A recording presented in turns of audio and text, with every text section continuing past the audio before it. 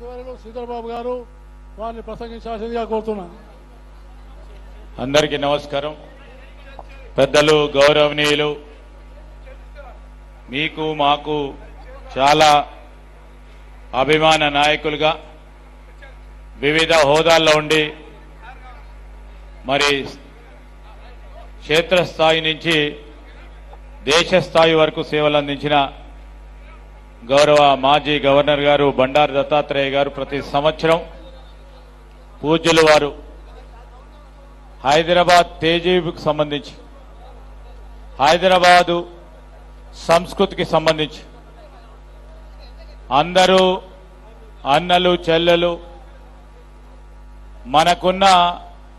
సంస్కృతిని చాటి చెల్లే విధంగా అలాయ్ బలాయ్ అని ప్రతి దసరా పండుగ తర్వాత ప్రతి సంవత్సరం ఈరోజు జంట నగరాలకు సంబంధించిన పెద్దలందరినీ కూడా పిలిచి మన సంస్కృతి ఈ విధంగా ఉంటుందని మరి ప్రపంచ స్థాయిలో చాటి చెప్పే విధంగా వారు నిర్వహించే ఈ కార్యక్రమానికి నన్ను వారు ప్రత్యేకంగా పిలిచినందుకు వారికి హృదయపూర్వకంగా మా నమస్కారాలు, కృతజ్ఞతలు తెలియజేస్తూ పెద్దలు కిషన్ రెడ్డి గారు, కేంద్ర మరి మైన్స్ అండ్ జియాలజీకి సంబంధించిన గౌరవ కేంద్ర మంత్రివర్యులతో పాటు పెద్దలు శశిధర్ రెడ్డి గారు, వేదికపై ఆసీనులైన పెద్దలందరితో పాటు ఇక్కడికి వచ్చేసిన నగరవాసులందరికీ మరి పాత్రికేయ మిత్రులందరికీ హృదయపూర్వకంగా నమస్కారాలు. ఈరోజు మన రాష్ట్రం తెలంగాణ రాష్ట్రానికి సంబంధించిన మన సంస్కృతి, మన ఆలోచన, మన నడకడ వీటన్నిటిని కూడా మనం ప్రత్యేకంగా చూడాలి,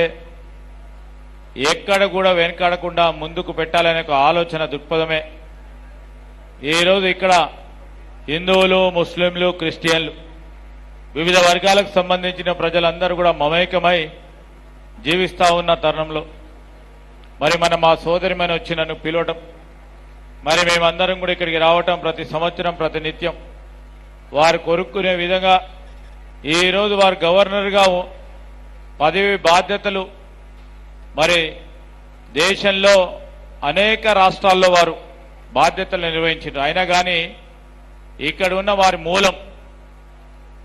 ఆ మూలాన్ని మర్చిపోకుండా అనునిత్యము మరి యువతరానికి కూడా ఈ అలా బలాయికి సంబంధించిన విశిష్టతను తెలియజేసే భాగంలో తప్పకుండా ముందుండాలని మరి ఒక చురుకైన యువకుడి కంటే ఎక్కువ ఉత్సాహంతో మరి పెద్దలు పూజ్యులు బండారు దత్తాత్రేయ గారు చేసే ఈ కార్యక్రమాన్ని నన్ను పిలవటం జరిగింది. వారికి హృదయపూర్వకంగా మరొకసారి కృతజ్ఞత తెలియజేస్తూ ఆ స్ఫూర్తిని మనం అందరం కూడా ముందుకు తీసుకెళ్లే ప్రయత్నం చేయాలని మనవి చేస్తూ సెలవు తీసుకుంటా ఉన్నాను.